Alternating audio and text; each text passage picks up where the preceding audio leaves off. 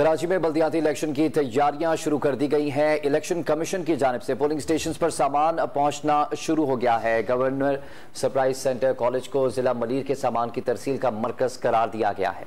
मजीद तफसीलात के लिए हमारे साथ मौजूद हैं डॉन न्यूज के नुमाइंदे सैयद वसीम। वसीम, बताएगा बल्दियाती इलेक्शन के हवाले से क्या तैयारियां की जा रही हैं?